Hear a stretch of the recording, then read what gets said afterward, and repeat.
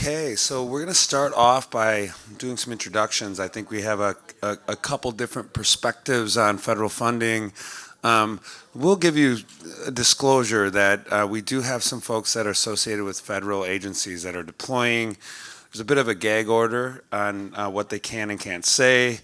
So panelists, I usually ask questions that cross a line. You just ignore me if you need to. But I am very curious as to some of the insights that each of you have into what's happening to the future of early stage funding in life sciences. So it's very applicable. But let's start with Michael Banyas. Could you introduce yourself, please? So I'm one of the SBIR program managers for the NIH, and my portfolio is I'm in the Institute of Minority Health and Health Disparities, so I mostly focus on like minority health, rural health, LGBTQ. I've also got women's health in my portfolio. I focus a lot on clinical trials, and in general, NIH has across the institute, so we've got $1.4 billion we push out every year, mandatorily, as a base as. Could you turn that off, please? I know, yeah. Like, come on, Mike. He's a colleague. It's flawed. Can you tell these guys know each other and they work together in different agencies? And So he's an NCI, so they're used to bullying around the smaller institutes. So if I could take a dig at him, It's flawed. So anyway, so we have $1.4 billion we push out collectively amongst the institutes. And I'm in the disease agnostic, like my institute's disease agnostic, but we work very closely with the disease specific institutes and making sure that we fund companies that help ensure health access and market access. I should just keep this thing on. It takes a little bit to turn it back on, and there's a delay. And Christiaan, thanks very much for putting this together. Like the program's awesome. Well, first of all, thanks for being here. You consistently show up and give us insights, and also you've become a good friend of many members, so appreciate that, Michael. And we're going to move to another Michael. If you could introduce yourself, please. Sure, I'm Michael Salgaller. I'm with the Intramural Research Program at NIH in Tech Transfer. The difference is simply that anything that NIH directly funds, like the excellent SBIR program, UO1s, RO1s, any of those letter number combinations are part of the external or extramural research program. It's about 80 to 85% of our budget. Any of the large consortia that we help organize, like the All of Me initiative or the Cancer Moonshot, that's also extramural. And then there's our 850 tenured scientists and about 16,000 scientists overall at campuses in Bethesda, Baltimore, North Carolina, Montana, a couple other places, and that's the internal or intramural research program. So I'm in tech transfer. I'm in one of the 9 satellite offices, but because our group does business development, rather than filing patents and negotiating agreements, I try to help all the other institutes. So I'm formally responsible for 9 others. But if whatever your vertical is, if my office isn't directly responsible for it, I will get you to the right door. So I've got a varied background. I'm a recovering scientist. I started at NIH and then went to the other Washington, joined a startup, started by 3 scientists, which is about as big a risk as you can do. And then 5 years later, we IPO'd. So for you out there, it's your first time, you never know. So then I moved back to Washington and joined a venture capital firm, helped other people start companies. So I've headed a couple of small startups, and right before coming back, I was a lobbyist, and what we were paid ungodly amounts of money to do is to connect people with the federal government. So because you're all taxpayers, most of you, that's what we do now. We'll try to connect innovative healthcare companies with parts of the federal government, be it direct funding like SBIR or other parts, and that's why we're here, is to make connections between you and federal resources that could help you grow and accelerate your devices and diagnostics and other solutions. I mean, we have a lot of perceptions about federal agency leaders, but I wouldn't say that one of the perceptions is they had a startup and they IPO'd, they went to VC, and now they are running the intramural program. And why I bring that up is, Michael, as a peer, a contact, he understands a lot of different stages that we're going through as deal makers, and he's open to us, and he has been so helpful in helping us understand that ecosystem, and it's never been more complicated. So, after this panel, each of these folks are going to go into a breakout room, and they're going to be available for you to talk to, and I would strongly recommend you tap into that, including Charla. So tell us about you. Yeah, so my name is Charla Triplett, and I am the Director of Venture Acceleration at an organization called University Lab Partners. And we are not unlike SmartLabs. We are a wet lab, an independent nonprofit, and we run a wet lab incubator on the West Coast in Irvine, California. So not just a stone's throw away from University of California, Irvine. Medtronic is our next door neighbor. We are in University Research Park there. The reason that I'm here today is that we run several accelerator programs, one of which is federally funded. So we are the global hub for med device and diagnostics for BARDA Accelerator Network 2.0. So we're one of the 5 hubs that they funded. And so we both run an accelerator program for that, and we also directly award non-dilutive funding in conjunction with BARDA for that program. Okay, so this is great. You are taking on something in a difficult time.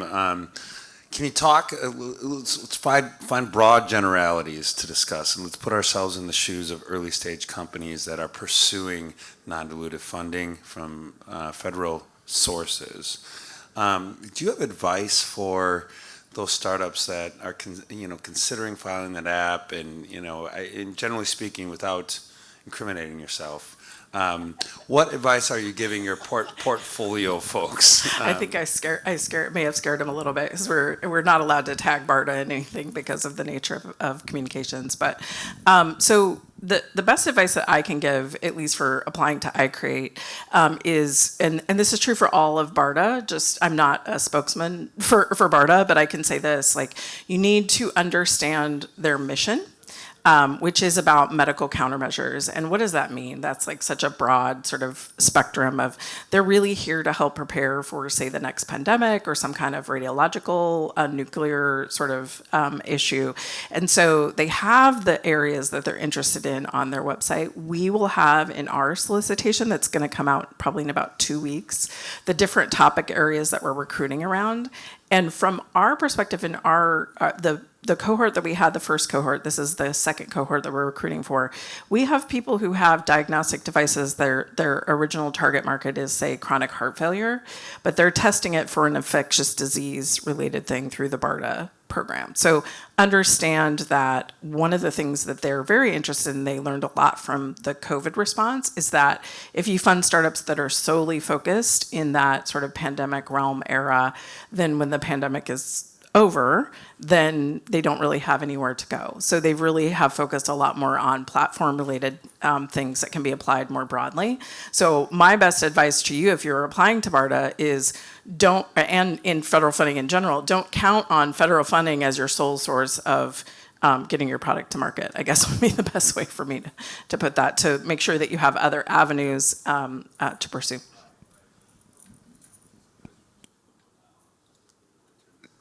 I turned it off again. I'm really bad at this. James, come save me. Where are you, James?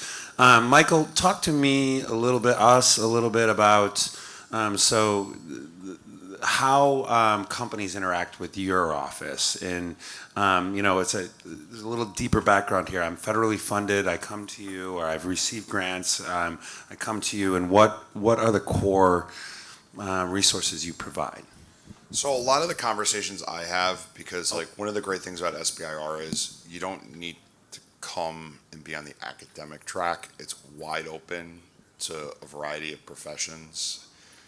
It's one of the few NIH grants that you can apply to, and you don't need to be an academic researcher. A lot of the conversations I have with people is about business development. Where do you want to use the money 9 months from now? How do you kind of parse out the projects that you're like I like to say with the phase ones, the $314,000, phase one grants that are essentially to test feasibility and usability to help inform like the technical work. Like, I'm like, well, what markets do you want to pursue? Is it rural? How are you going to test this in the environment? So it's a lot of business development questions because people aren't going to get a check now. And like with the way that our money's going out, and it's so weird right now, just on, it's just it's a very different environment than we're used to as far as like people getting that support.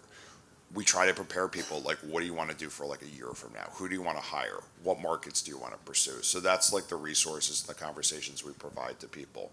Now, if you get funded, then you have a variety of other resources, like entrepreneurs in residence and like access to the I-Corp program. But a lot of the resources and a lot of the conversations I have with people when they first come to me is business development.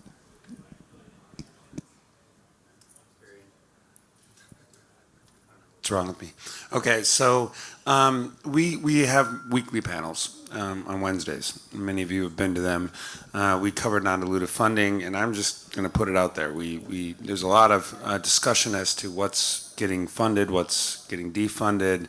One of the folks that we talked to is head of NIH review over a vertical, and the word is that there's certain keywords that were eliminated from the app process, and maybe 40% of the apps had these keywords, and they were pushed out of the process, and it was a sweeping move, and many of you might have had applications canceled that were scored pretty well. Or if you were doing international work. Okay, or international. International work was also tagged as well.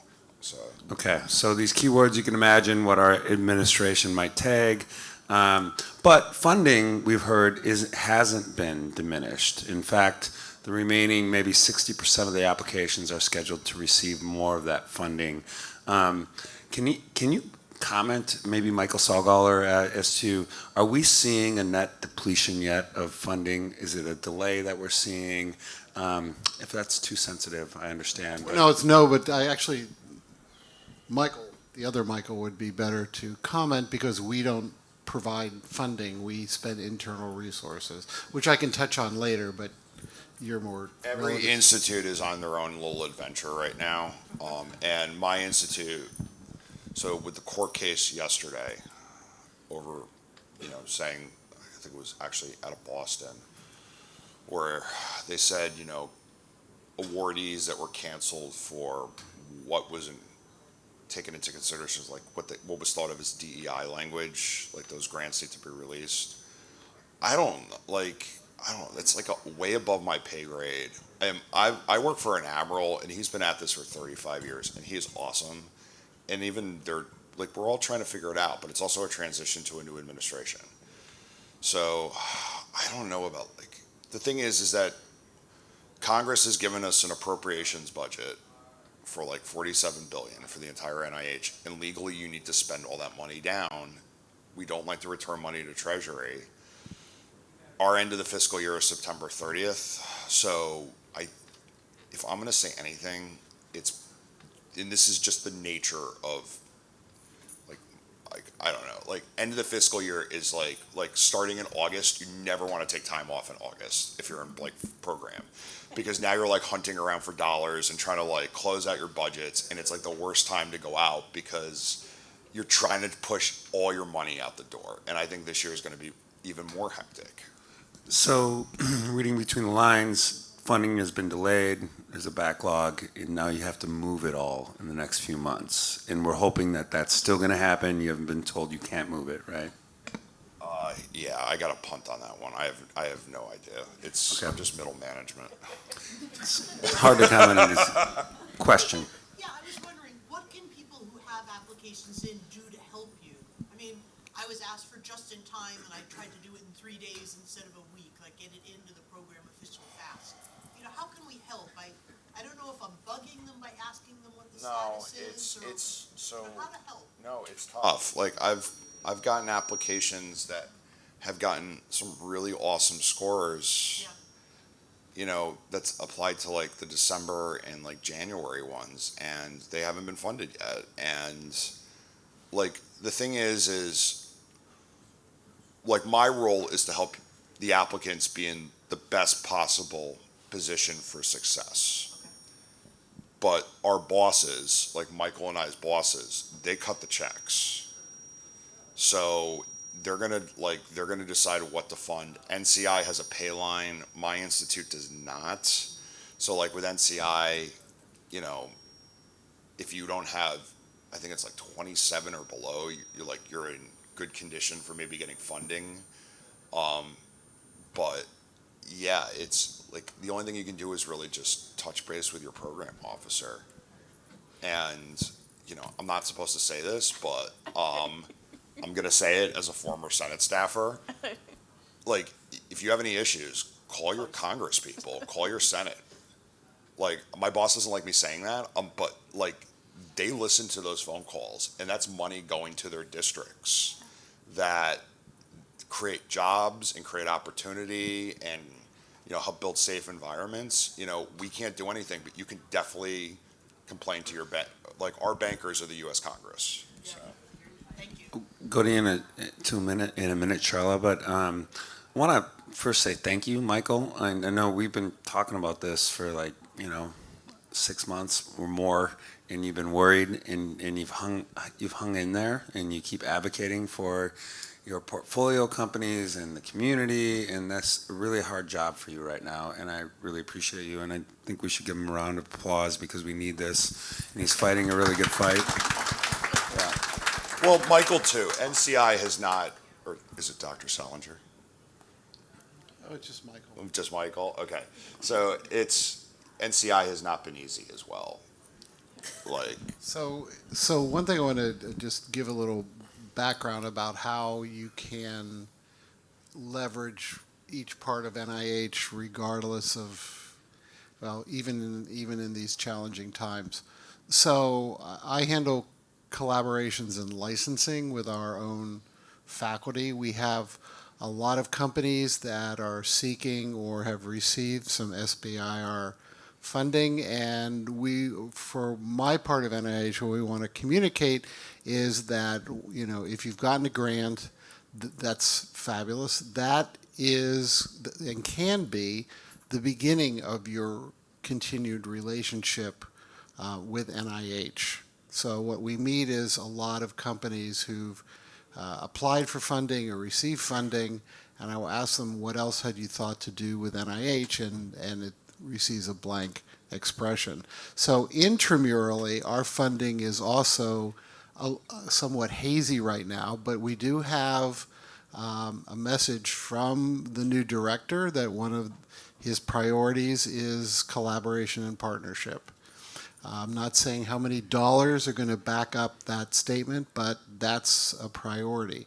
So what we work with intramurally is we can work and do work with companies that have received SBIR funding. It's not a prerequisite, but it's a fabulous program, and most of the companies we meet have gotten that type of support. And then they have a technical or a thought leader problem that they need to overcome a hurdle to achieve the next value inflection point. And that can sometimes be achieved by collaborating with the NIH intramural program. And so there was a company that got SBIR funding. They had a device, and the funding helped them go from prototype to actual working device. And then, as a very quick example of how this can be a tag team, it's definitely an and, it's not an or. The company then was able to use the SBIR funding to finalize the development of the device, and then we were able to connect them with a clinician on our faculty who was running a clinical trial that ended up incorporating that device. So most of these efforts that we have are what I call shared effort and shared cost. So we're going to build a house together. We're both going to roll up our sleeves and bring money to bear and bring resources and staff. So the company then internally produced 5 devices for the trial. And then they discussed the clinical study with the clinician.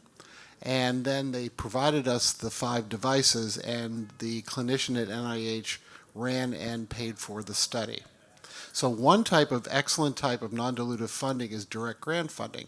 Another type that the federal labs can provide you is non-dilutive funding through in-kind or indirect support, where somebody is spending money on your behalf. So in the device example, we didn't award the company another $1 million in grant funding, but we spent $1 million on their behalf. So that plus the SBIR they had received, and then the data from the clinical trial got them that significant A round. So regardless of what the FY26 budget ends up being, absolutely continue to look for SBIRs and then come to the intramural program and talk about working with us. The difference I will tell you is, companies, very briefly, companies ask like, how big do we have to be?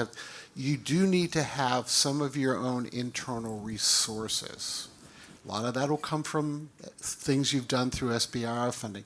But very respectfully, the intramural program can't do and pay for everything. So in the very brief example I gave, the company did need to have the staff, the electrical engineers, and the people and the time and the money to manufacture 5 devices for this trial.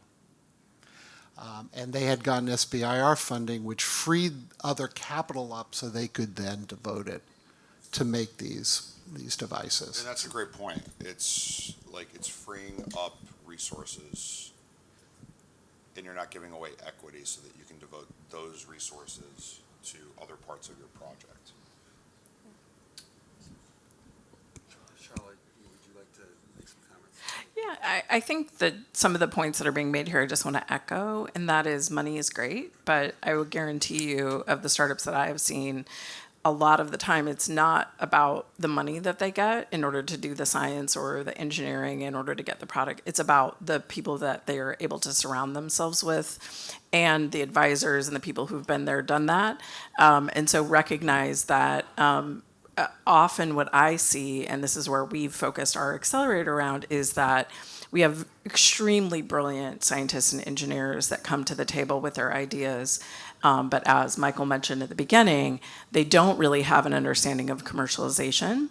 And I think in the past, when grant money was flowing and you could just sort of, do different things a little bit differently and maybe sort of hang out in that non-dilutive realm a little bit longer, I think those days are probably over regardless in terms of you need to be thinking about, and the companies that are most successful are already thinking about their commercialization plan and thinking about it. The other hat that I wear as a co-founder of a venture fund, we're almost fully deployed in Fund 1, so we're not, until Fund 2 is there, we are not writing checks at the moment except for follow-on checks. But what I would say is that we love to see companies that have de-risked using non-dilutive funding, and that's great. But if you are a grant-only company, you probably want to widen your aperture in terms of family offices that may have aligned interests in research areas that you're, disease states that you're focused on.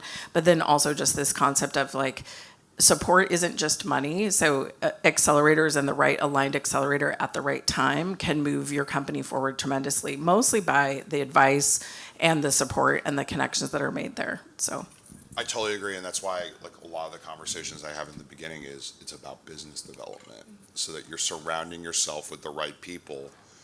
In the last panel I was in, someone said, culture will always eat strategy, and as a founder, you want to have a culture that can operationalize that strategy. yeah, to that point, I want to just say, as somebody who took a job December 23rd, and I not only help support the iCreate program, which my colleague Stephanie Chan runs. She's not here, but she's here at Bio, recruiting for companies.